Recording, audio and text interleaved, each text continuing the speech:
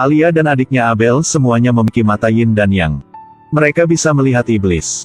Tapi hal ini tidak menakutkan. Hal yang menakutkan adalah mereka bisa membantu iblis. Mereka membantu iblis mungkinkah biarkan mencari uang? Bukan ya. Mereka untuk perdamaian dunia. Dua saudari yang berspesialisasi dalam memecahkan ketidakadilan untuk iblis. Hari ini ada iblis Mirah menemukan untuk memecahkan ketidakadilan. Tapi dia sangat bodoh. Dia tidak punya cara untuk menunjukkan dirinya sendiri. Juga tidak tahu cara untuk ekspresi ketidakadilannya. Dia pasti mati secara tidak adil. Juga mungkin saat hidup dia bisu. Dua saudari Alia tidak sabar untuk melihatnya. Mereka tidak tahu bagaimana membantunya. Jika tidak tahu, jadi membaca banyak buku-buku. Jadi Alia membuka buku kulit dan menemukan hukum kedua. Ada Master On Myoji yang bisa menggunakan cara mandi untuk memaksa roh bermanifestasi. Alia dengan buru-buru mengikuti. Tidak terduga, ketika dia bereksperimen, Abel sudah mendekati dengan kematian. Alia berbaring di bak mandi. Di mulutnya mengucapkan mantra yang dia lihat di buku. Sebenarnya ada hasil segera. Roh itu sudah muncul. Mirah terbang dari tinggi ke bawah dan bergegas ke arah Abel. Membuatnya takut dan berteriak dengan keras. Alia mendengar suara itu dengan buru-buru berlari datang. Tapi dia melihat adik saudarinya sudah mati. Abel sudah meninggal dengan cara bagaimana? Saat ini, Miral berdiri sebelahnya dengan buru-buru menjelaskan. Bukan saya membunuh ya. Benar-benar bukan saya. Tadi ada seorang pria masuk. Dia sudah membunuh Abel. Alia tidak percaya. Bagaimana bisa ada pria? Kami membantu kamu memecahkan ketidakadilan, kenapa kamu membunuh adikku? Marah adalah roh iblis. Bagaimana dia bisa menahan teriakan keras Alia? Apakah iblis tidak butuh wajah? Mirah juga mulai berteriak dengan keras.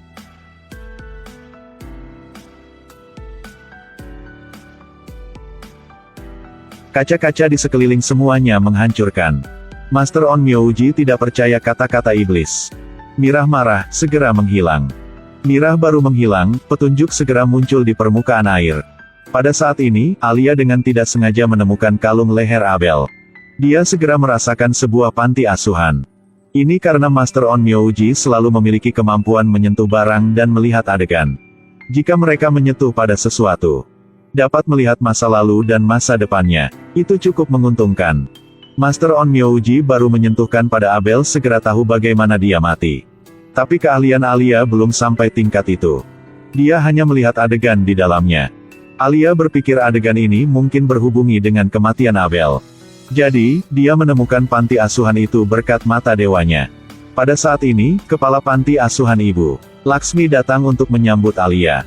Ada orang penting yang berdiri di samping, Fadli. Orang itu adalah seorang pembunuh yang menakutkan Fadli. Dia adalah suami Ibu Laksmi. Baru lihat sudah tahu dia bukan orang baik hati. Alia ingat Mirah pernah bilang ada seorang pria sudah membunuh Abel. Mungkinkah adalah Fadli? Tapi sekarang hanya keraguan. Tidak ada bukti, jadi dia harus menyelidiki. Jadi Alia menyamar sebagai pekerja kantoran. Dia menggunakan nama menghasilkan uang untuk bekerja di panti asuhan ini. Saat menyelidiki kasus ini, Alia menemukan hal yang aneh. Dia bertemu dengan seorang gadis yatim piatu khusus bernama Nadia. Nadia juga punya mata yin dan yang. Apakah itu kebetulan? Adiknya kandung baru mati, saudara perempuan lain muncul. Lebih dari itu, keduanya punya mata yin dan yang. Nadia berkata kepada Alia, ada iblis di kamar sebelah dan minta bantu. Haruskah kita membantunya memecahkan ketidakadilan?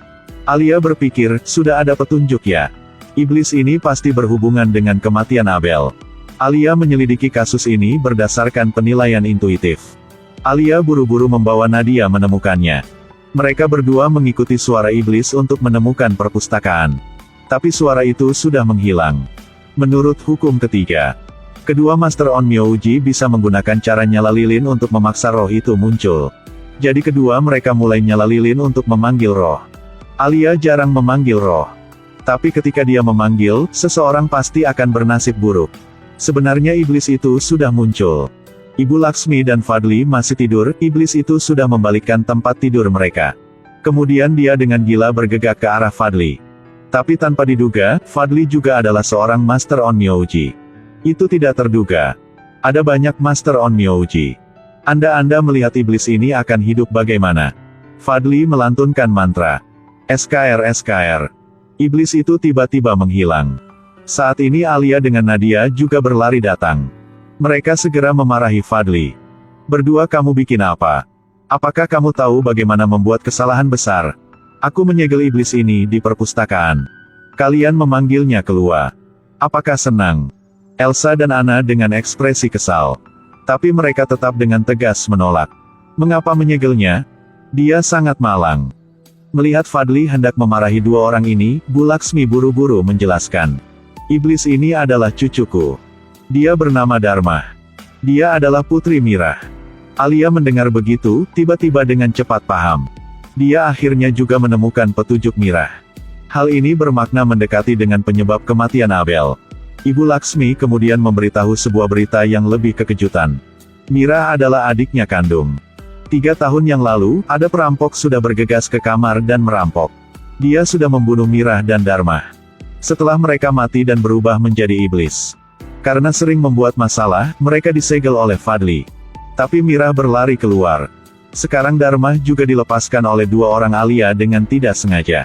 Alia mendengar sampai ini, di hatinya penuh kecurigaan. Karena iblis hanya melekat pada orang yang membunuhnya. Jika Mirah dan Dharma terbunuh oleh perampok, kenapa mereka tidak melekat pada perampok itu? Sebaliknya, mereka masih di sini dan membuat masalah. Apakah mereka tidak tahu jalan? Dalam hal ini pasti bermasalah.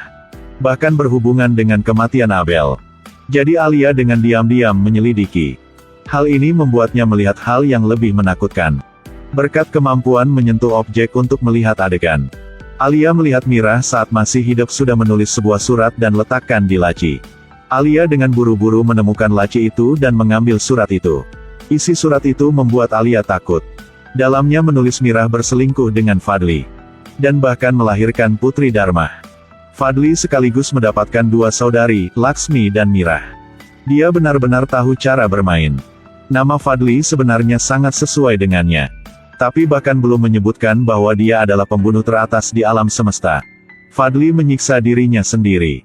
Dia memegang gunting menikam pada tubuhnya. Sebenarnya Fadli kerasukan iblis. Dia dengan menyakitkan berteriak. Kelompok Alia mendengar teriakan itu dan bergegas. Mereka bergabung untuk mengikat Fadli agar dia tidak menghancurkan dirinya sendiri. Alia belum pernah melihat adegan ini. Jadi dia dengan buru-buru menelepon Ibu Windu. Dia memberitahu Alia satu cara. Alia bisa menggunakan penutup mata untuk paranormal. Jadi dia bisa melihat masa yang lalu dan masa depan villa ini. Metode ini tidak memiliki dasar ilmiah. Tapi benar-benar berfungsi. Alia melihat Mirah ingin Fadli meninggalkan Laksmi untuk membawanya melarikan diri. Tapi Fadli melihat Bu Laksmi masih adalah pilihan lebih bagus. Karena Mirah tidak memiliki hak dan uang. Jadi sudah membunuh Mirah dan mengambil sedikit darah. Adegan ini terlihat oleh Dharma. Jadi dia segera membunuh putrinya.